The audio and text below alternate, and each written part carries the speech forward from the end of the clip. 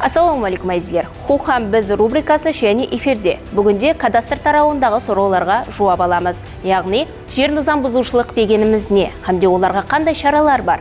Келің, біргелікте жауап аламыз. Қандай жер майдалары өз басымшылықпенен иеленген жерлер делінеді? Өз басымшылықпен иеленген жерлер деп, мысалы, бұқараларымызда көп осындай жағдайлар ұшырасып тұрады, осындай сұраулар көп келіп түседі. Өз басымшылықпен иеленген жерлер деп, мысалы, қандай да бір жерге ешқандай, мысалы, құқы болмай тұрып, құқында асылы жүйеті болмай тұрып, оны қоршап алу, бір ойды құрылыстар құрылысы өз басымша иеленген жер деп аталады. Бұл бойынша біздерді кадастр агенттігінде анықталған өз басымшылық жерлерді анықтап, оларды саптастыру ілажылары көрілмекте. Жер низам бұзушылық ақыбетлері хақында. Әлбетте, әрбірінің өз қылынған, мысалы, біліп-білмей қылынған нелердің шарасы бар дегенде біздерде сол өз басымшылықпен иелеп алынған жерлерді шара көру бойынша, бұл бойынша әкімшілік жауапкершілік хақындағы кодекс, жинайы кодекстерде белгіленген статьялар бар.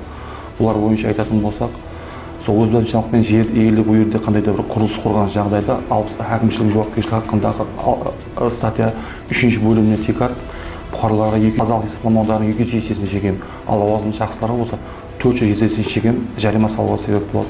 Соны және бір айтып бүгінгі күнде базалық есепламаудары 412 сомды құрайды.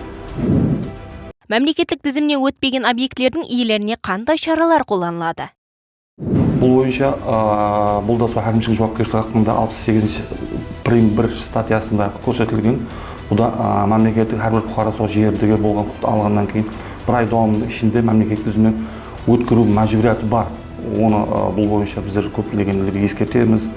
Кадастр ұйымына барғаннан кейін мемлекеттік тізімнен өткізу керек. Бұл бойынша әкімшілік жауапкершілік хақындағы кодекстің 68 прим 1 статьясының 1 бөліміне текар.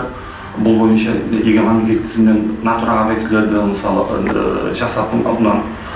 жасауға мүжеленмеген деп айтамыз, мысалы магазин болсын, қандай да бір бина болатын болса, бұл бойынша егер соны мемлекеттік тізімнен өткізбеген жағдайда базалық есепламауларының 10 есесін шегем, лауазымды шақсылар болса 15 есе шегем жауапкершілікке тартылады.